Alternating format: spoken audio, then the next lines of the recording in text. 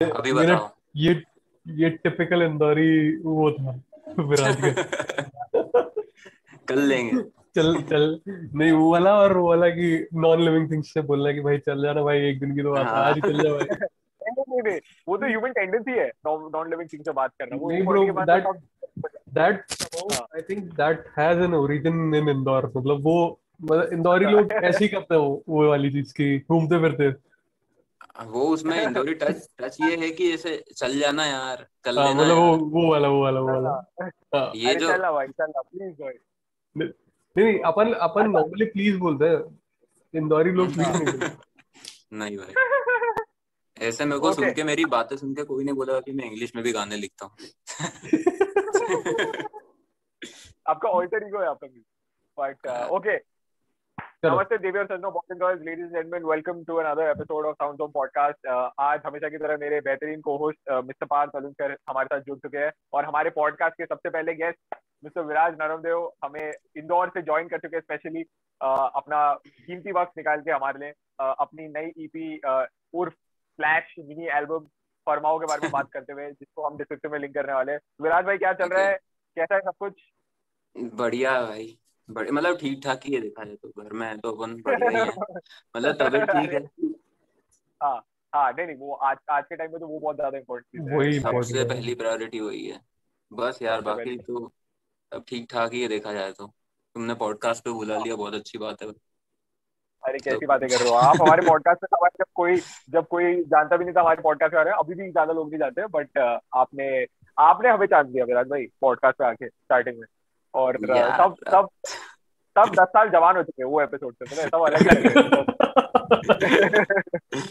जवानी आ चुके हमारे अंदर, अगले 7 महीने में पता नहीं था इतने जवान हो जाएंगे अचानक से हम लोग। पर तो विराज भाई हमें बताओ कि ये मिनी एल्बम का नाम आपने फरमाओ क्यों रखा, क्या इसके पीछे की वजह क्या है, व्हाट वाज द रीजन?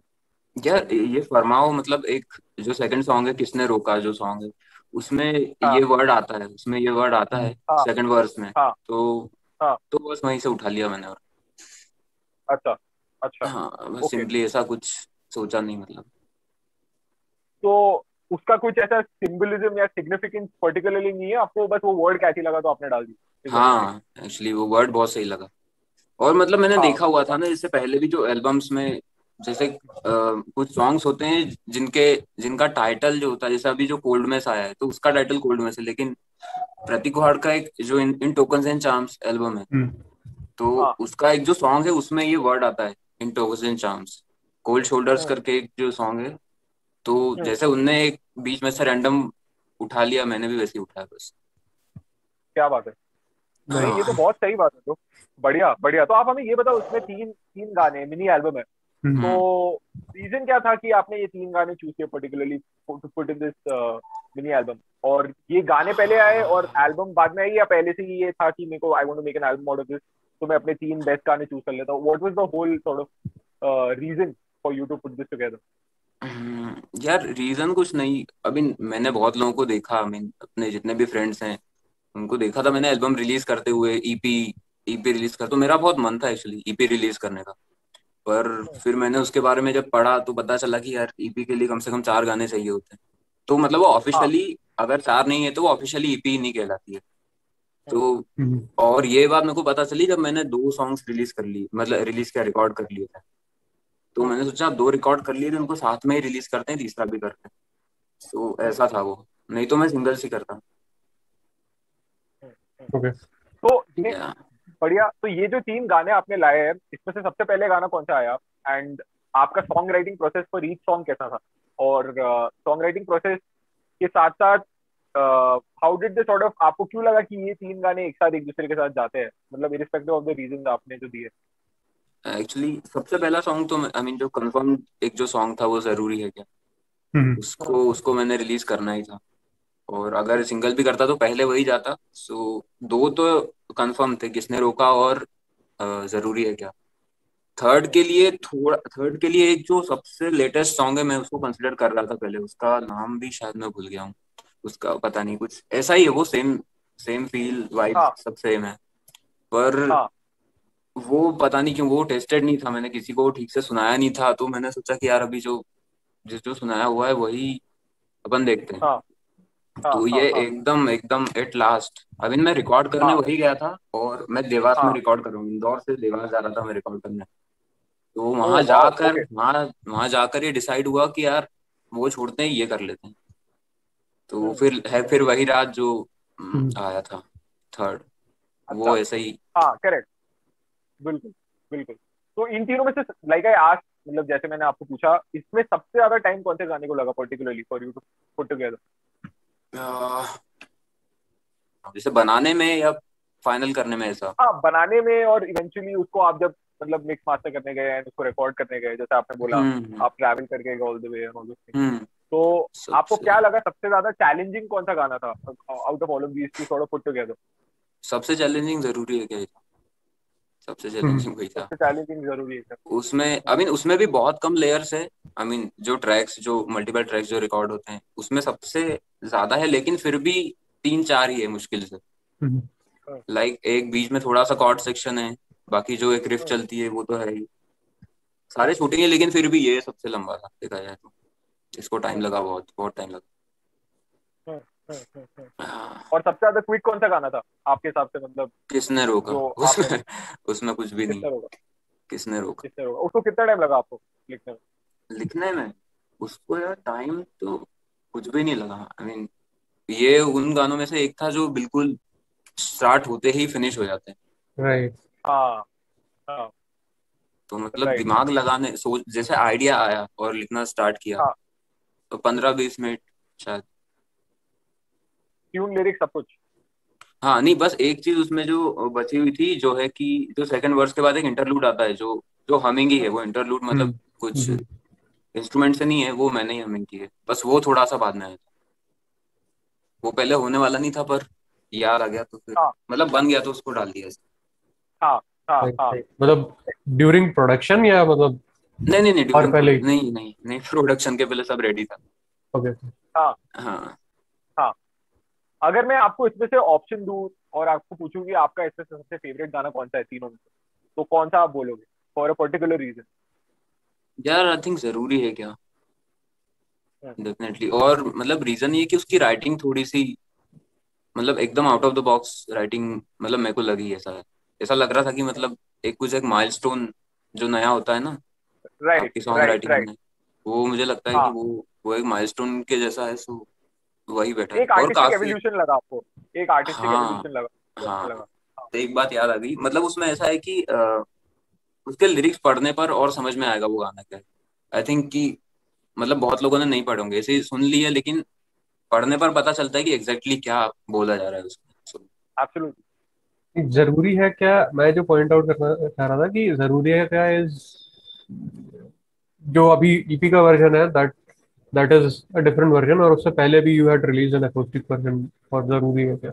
हाँ हाँ, सो ओके। मतलब वो हमेशा से प्लान में था कि I release one acoustic first and then go for a full ना ना। बैंग ऑन वर्जन, या फिर मतलब ये ईपी की वजह से इट वाज लाइक कि नहीं, इसमें जरूरी है क्या होना चाहिए अगर मुझे करना है तो।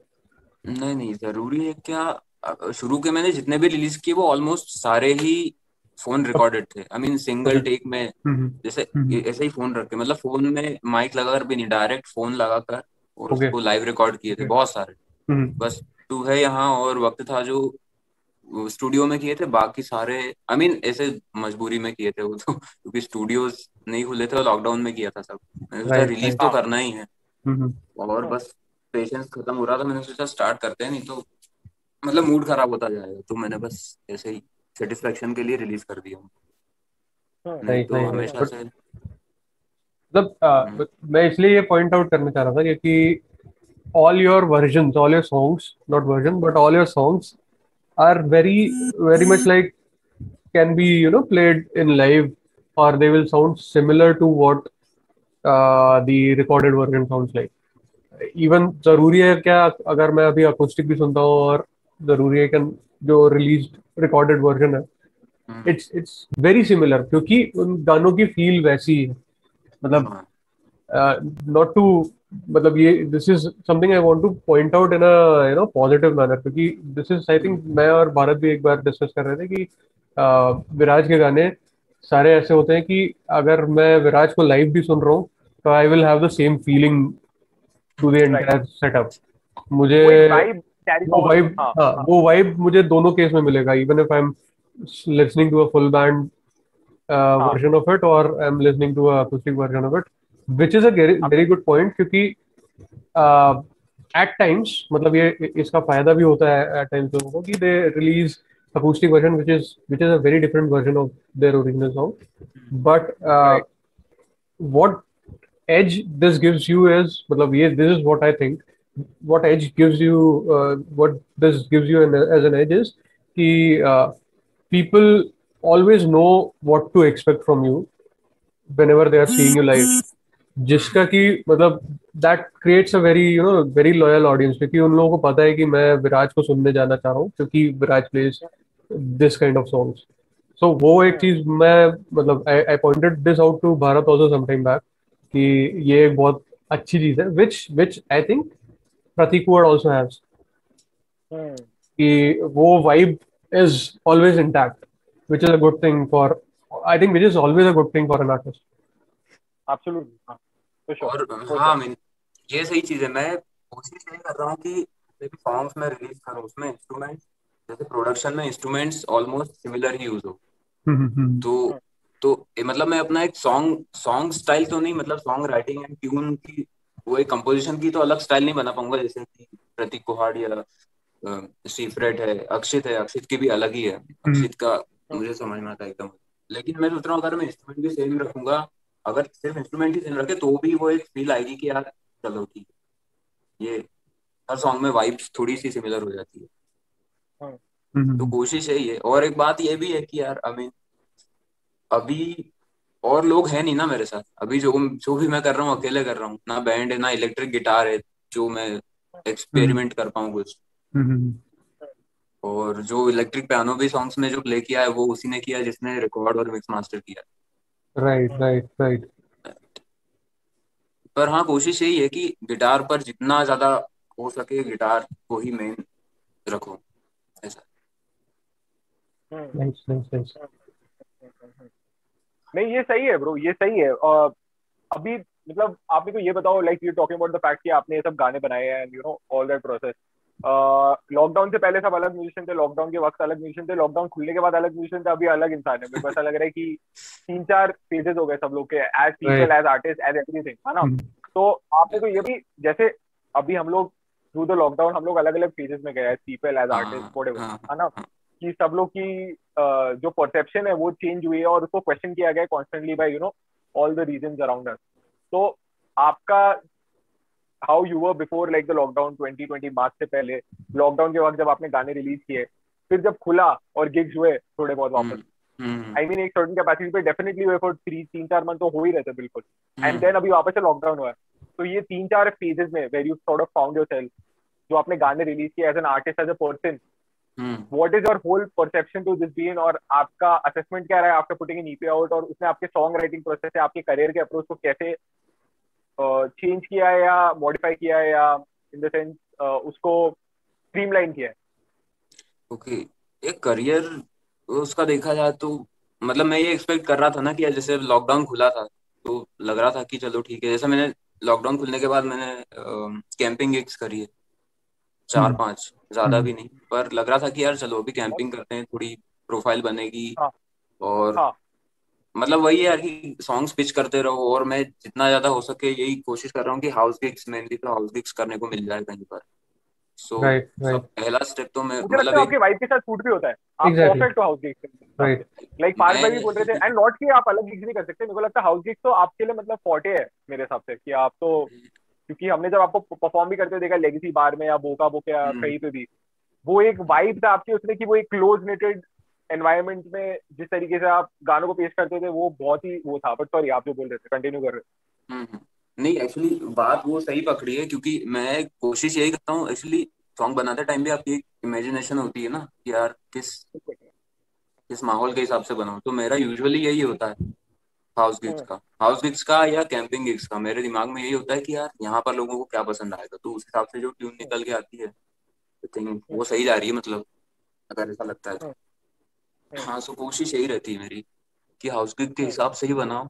और ऐसा नहीं है कि मतलब बाहर भी मतलब सही लगेगा अगर सॉन्ग्स चल गए और लोगों मतलब ऐसे स्लो सॉन्ग्स जो होते हैं जब ऑडियंस भी आपके साथ में गाती है ना तो वो फिर अलग ही मजा आता है। ट्रू बाकी अगर ट्रू। मैं अकेले गा रहा हूँ और लोग सुनने ही बैठे हैं तो हाउस गीग के लिए ये सही है।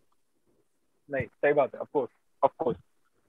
But this is what I really found interesting कि आप ऑडियंस के बेसिस पे पहले से इमेजिन कर रहे हो कि ये कहाँ पे प्ले हो सकता है और उसके बेसिस पे अपने सॉन्ग राइटिंग को कर रहे हो। तो in a way you sort of answered the question also कि आप रिवर्स इंजीनियर कर रहे हो बेसिकली, थिंकिंग कि ये गाने चलेंगे कहाँ पे, rather than force fitting hmm, या trying to fit your song into a setting where it possibly might not be best appreciated. तो रॉन्ग टर्म होगा, बेस्ट सॉर्ट ऑफ गेज है ना, क्योंकि सब लोग के टेस्ट डिफर कर सकते हैं ऑन अ गिवन डे भी। हम्म, मतलब कोई राइट ऑडियंस राइट। बहुत ही ज्यादा रिसेप्टिव रह सकती है उससे और कोई स्टेज पे वो रेजोनेट नहीं करेगी। तो अ, ये बहुत सही है। तो आप मेरे को ये बताओ, आपने कैंपिंग गिग्स और ये सब चीजों के बारे में बात की, आपका एक्सपीरियंस ओवरऑल कैसा रहा है कैंपिंग गिग्स के साथ? आपको लगता है लोग ज्यादा अप्रिशिएटिव है म्यूजिक के बारे में क्योंकि उनके पास कुछ रहता नहीं है आजू बाजू? जैसे अगर आप कोई रेस्टोरेंट में कर रहे हो तो डिस्ट्रैक्शन बहुत रहते हैं, म्यूजिक को एक बहुत ज्यादा। बैकग्राउंड एंटिटी के जैसे ट्रीट किया जाता है बहुत सारे रेस्टोरेंट्स पे, बहुत सारे मेन्यूज पे। तो कैंपिंग में अटेंशन स्पैन ज्यादा रहता है म्यूजिक की तरफ? यार कैंपिंग में अटेंशन और रेस्टोरेंट में अटेंशन वहाँ मतलब उस पॉइंट पर सेम होता है। लाइक रेस्टोरेंट में तो हमेशा आप माइक पर ही गा रहे हो और जो हम्म कैंपिंग्स पर करवाते हैं वो उनका ऐसा होता है कि शुरू में आप एक सेशन करो माइक पर, माइक और प्रॉपर हम्म सेटअप के साथ, तो वहां पर सेम रिस्पॉन्स होता है जैसा कि रेस्टोरेंट में। रेस्टोरेंट में ओके। हम्म हाँ सो फिर ऐसा कि मतलब अच्छा नहीं लगता ना यार, मतलब मजा नहीं आता, बिल्कुल भी मजा नहीं आता। आप रात के अंधेरे में गा रहे हो ऐसा भी नहीं, मतलब है चार पांच लोग होते हैं जो सुनते हैं पूरे टाइम बैठकर। और फिर वही हो जाता है कि चलो अब यहाँ पर तो लोग मतलब ऑर्गेनाइजर भी समझता है कि यार ये लोग मतलब आते हैं डांस वांस करने आते हैं, वो बोलते हैं यार ये बंद करो हमको डांस करना है। और फिर बाद में कैंप फायर म्यूजिक होता है जो जिसके लिए मैं मेनली जाता हूँ इसके लिए। आई मीन कोई भी कैंप फायर कैंपिंग पर इसलिए जाता है कि कैंप फायर म्यूजिक कर सके। सो हम्म वो एक सक्सेसफुल पॉइंट है बस। हम्म हम्म इट्स सही। अगेन इट्स मतलब वो पार्ट जो है it's like an intimate gig overall. बहुत यार बहुत ही प्यारी वाइब वहां पर, कुछ भी गा दो तुम मजा ही आ जाता है मतलब। बहुत सही जगह है। Absolutely, absolutely, nice nice nice. Absolutely. अगर आपको ऑप्शन दिया जाए तो आप कौन सा पर्टिकुलर गिग सबसे ज्यादा करना चाहोगे? अगर आपको एक ऑप्शन दिया जाए, हाउस गिग, रेस्टोरेंट गिग, या आपके कैंपिंग गिग, हॉलिस्टिकली मतलब कि covering all aspect, whether it's the commercials, whether it's the audience, whether it's the organizers, whether it's the venue, कहाँ पे होता है, अगर आपको ऑप्शन दिया जाए तो आप पर्टिकुलर कौन सा गिग करना चाहोगे? यार ये तो बहुत डिफिकल्ट है। आई मीन मैं टाइम टू टाइम सब करना चाहता हूँ, जैसे कि अभी लोग जानते नहीं मेरे राइट। को, तो अभी मैं हम्म हाउस गिग्स करना चाह रहा हूँ। अभी मैं हाउस गिग्स करना चाह रहा हूँ और अपना क्या बोलते हैं ओपन माइक। हम्म जैसे मैंने बताई यार मेरे को लीगसी बार में बहुत ज्यादा मिस करता हूँ, बहुत ज्यादा। हम्म तो जैसे लीगसी बार अगर ऐसी जगह हो, वेन्यू पर भी डिपेंड करता है वो। आई मीन जैसे हाईलैंड, हाईलैंड अच्छी जगह है लेकिन लीगसी बार पर जो वाइब्स है वहां पर कोई नहीं भी होता है यार, हम अपन चार पांच लोग होते हैं फिर भी मजा आ जाता है। तो अभी के लिए तो देखा जाए तो ओपन माइक्स और हाउस गिग्स। Hmm hmm. या हाँ, कंसिडरिंग लाइक ये द बेस्ट। शिफ्ट है, absolutely, hmm hmm absolutely. Is there any artist जो that you came across of lately जो आपको बहुत पसंद है इन टर्म्स ऑफ जो आपने लॉकडाउन में डिस्कवर किया या जिसके काम को आपने रिविजिट किया, एनीथिंग ऑफ दैट सॉर्ट? मैं मैं भाई बहुत ज्यादा एक्साइटेड हूँ इस सवाल को लेके, मतलब बहुत ज्यादा। अच्छा, क्योंकि ओके। अरे भाई मैंने ढूंढा है इस लॉकडाउन में जेफ बकली, और मतलब आपने मैं ढूंढा है? Jeff Buckley, right. ओके, अच्छा। और भाई मैं पागल हो गया सही में बहुत। हाँ मतलब यार मैं एक्सप्लेन नहीं कर सकता उस चीज को। मतलब मैं रात को हाँ 1-1:30 बजे आता था नीचे जहां पर मैं बैठा हूँ यहाँ पर सबके सोने के बाद, सब लाइट बंद हाँ करके, और शुरू में 2-3 सॉन्ग ही सुने हुए थे और मैं रिपीट पर सुन रहा हूँ। मतलब बिल्कुल हाँ रात को मैंने टाइम बना लिया हाँ था 1 बजे के बाद आना है। और यार हाँ मतलब उसकी जो सिंगिंग स्टाइल है, इवन सॉन्ग राइटिंग स्टाइल, और आई थिंक वैसा आर्टिस्ट मैं कौन ही आया होगा यार। आई मीन जेफ बकली एक तो इसलिए भी पसंद है क्योंकि वो जब दूसरों के सॉन्ग्स कवर किए उनने तो हाँ, एक नया ही सॉन्ग बना दिया, मतलब true. Right.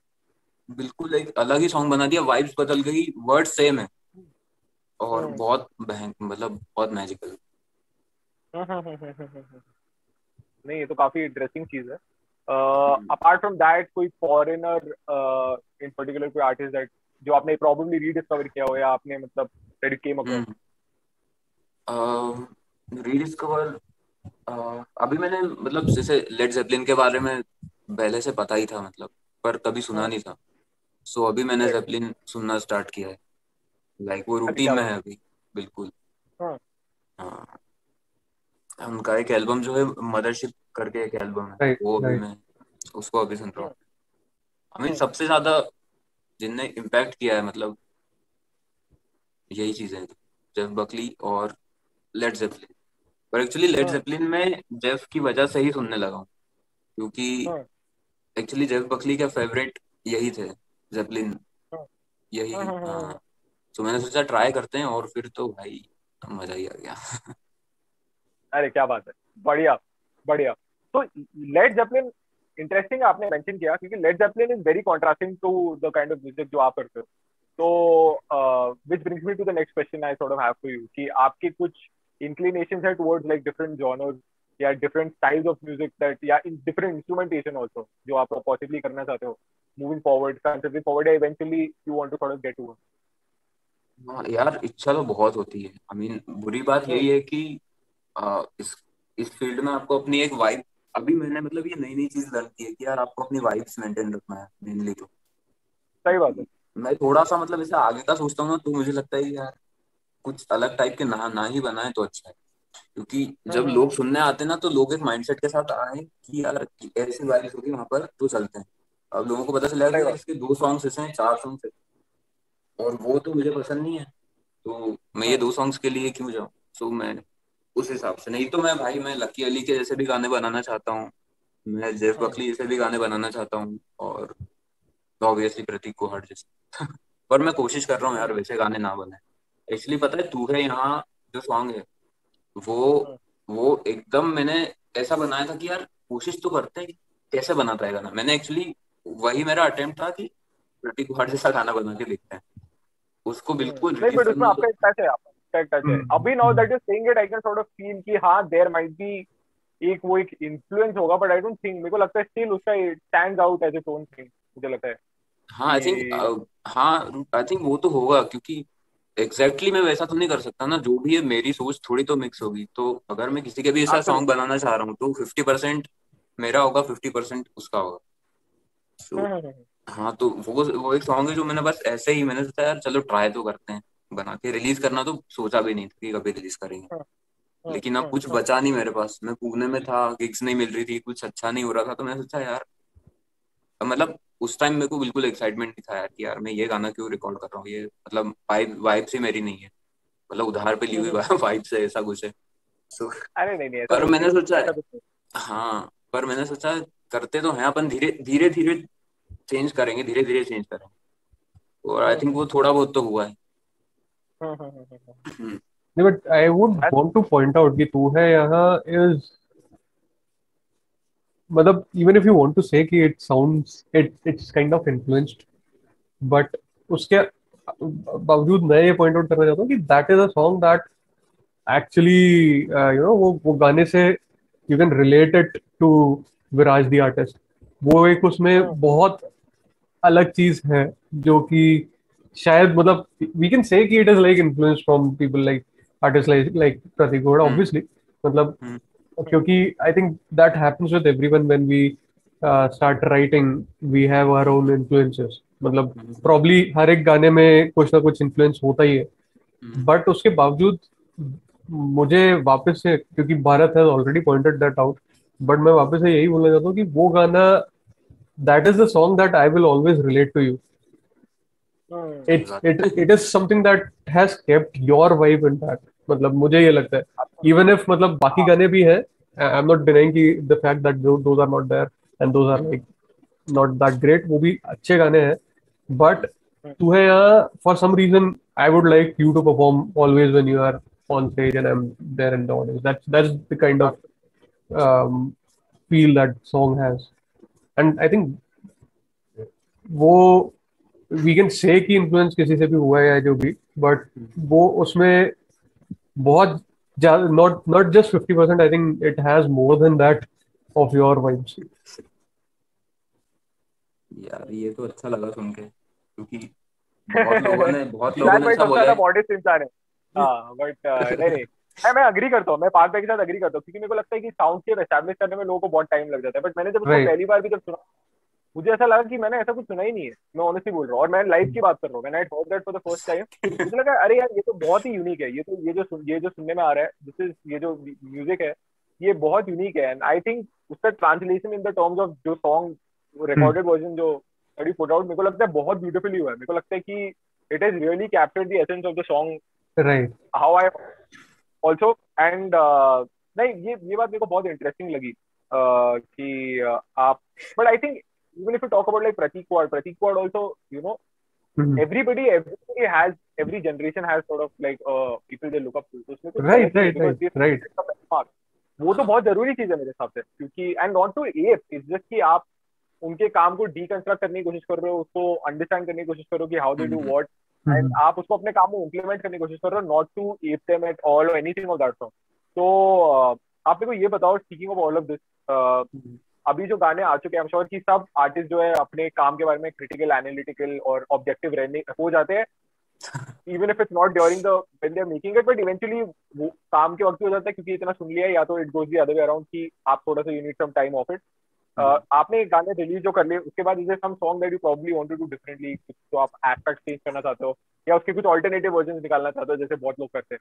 Is there something of that that you probably would open to do, क्या वैसा कुछ करना चाहोगे आप मूविंग फॉरवर्ड? हाँ एक्चुअली वापस से ये जो सॉन्ग, जो इसका फर्स्ट सॉन्ग है EP का, जरूरी है क्या, इसलिए इसी इसी में, पता नहीं यार, ये सॉन्ग बहुत ज्यादा इंपॉर्टेंट लगता है मेरे को अपने लिए। और क्योंकि इसका ये जो रिलीज हुआ है ना, जो वर्जन, एक्चुअली ये फर्स्ट वर्जन नहीं है।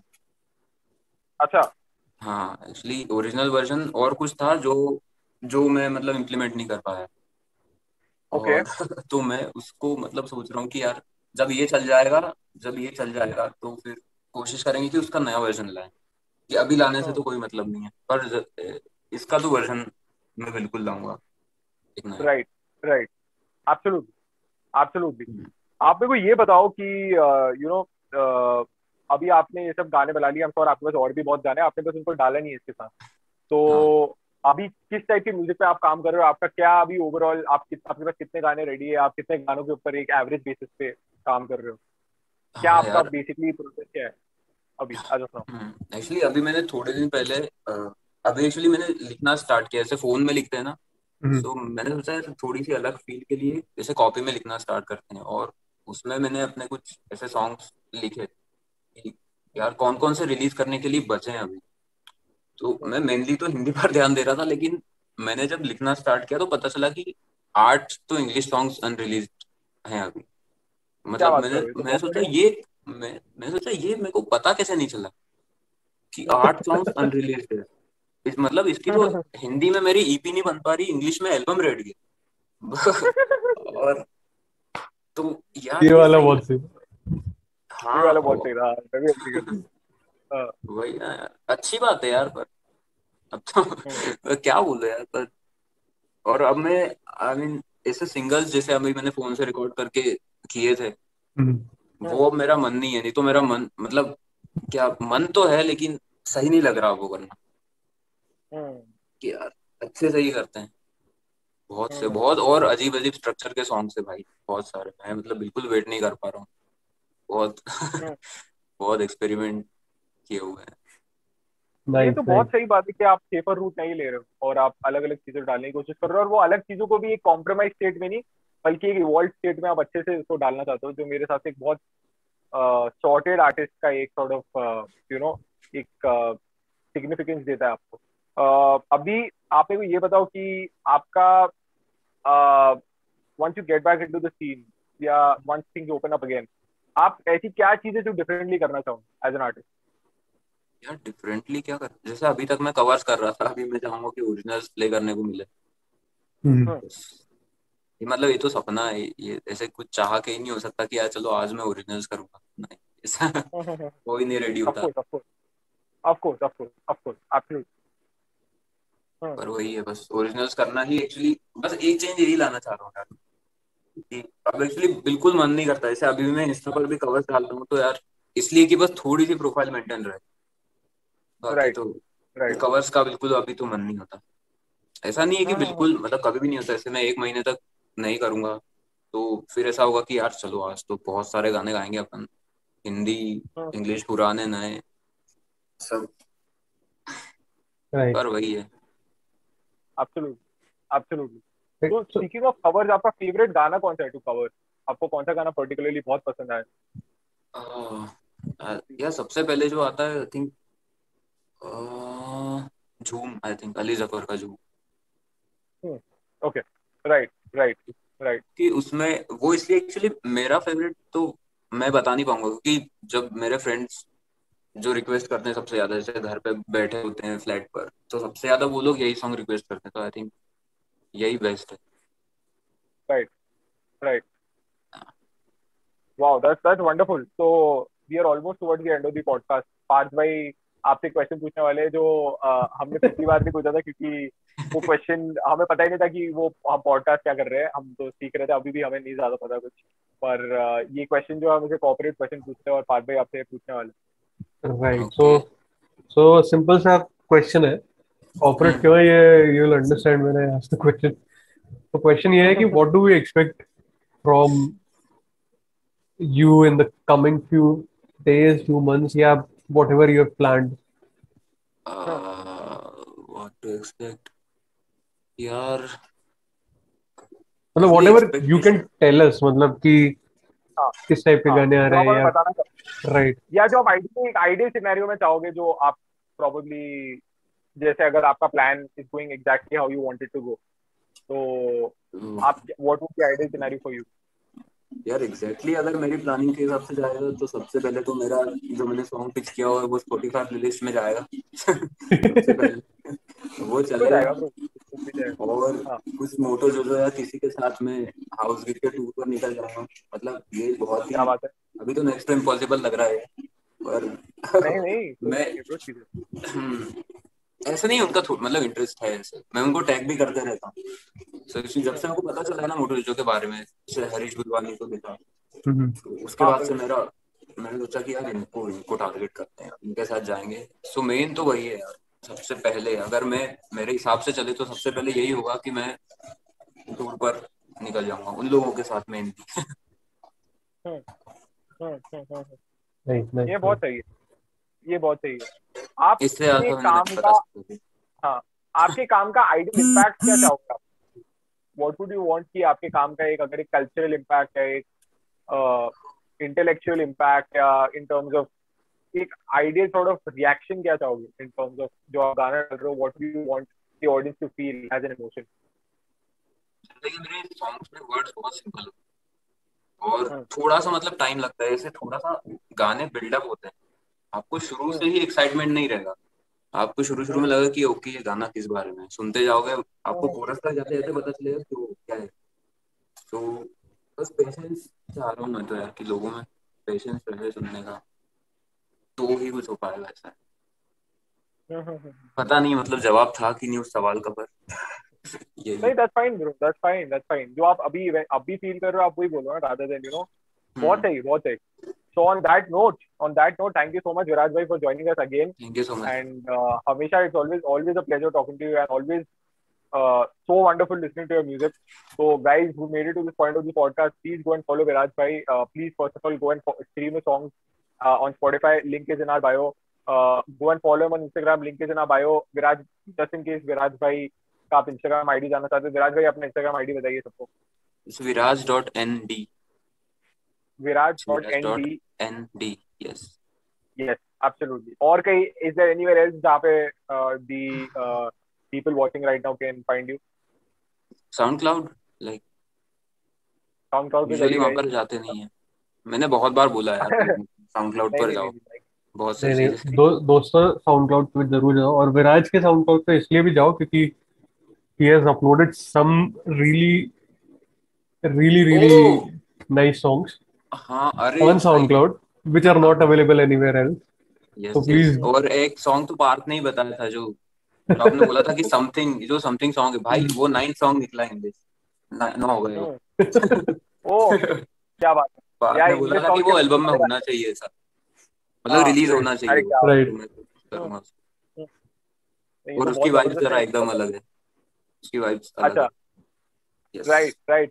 Hey, I'm eager to hear. I'm eager to hear. आप please, आप जब भी you sort of ready with them, please डालिए, and I'm sure the audience also is ready. Okay, so that brings us to the end of today's podcast. Thank you so much to everybody for joining us. Please go and follow Viraj bhai. Please go and stream his music. Like I said, description में जाइए, please check कीजिए, and if you made it to this point of the podcast, please go and follow us on Instagram. Our Instagram ID is soundhome.pod. आप हमें YouTube पे भी subscribe कर सकते हैं. We put out a podcast every Friday. You can check out our website www.soundhomepodcast.com. We are also on audio streaming platforms like Spotify and Apple Music, Apple Podcast. वहाँ पे भी हम अपने ऑडियो वर्जन डाल रहे हैं पॉडकास्ट के. A big shout out to our graphic designer Saurabh for all the amazing artwork. आप उनको भी जाकर फॉलो कर सकते हैं. डिस्क्रिप्शन में उनका आपको लिंक मिल जाएगा, उनकी आईडी मिल जाएगी. And please, thank you so much for joining once again, Viraj bhai. Thank you so much for calling me. Bharat and अरे क्या बात करो, and we are hoping to have you soon again, and we are hoping to hear a lot of wonderful music from you. And this is me, Bharat, and that's my co-host, Mr. Parth Olunser. We'll see you in the next episode. Thank you so much for joining. Thank you, Bharat. Thank you, Parth. Thank you, bye. Thank you for joining, Viraj bhai. Thank you so much. All right, chalo, see you guys. Bye.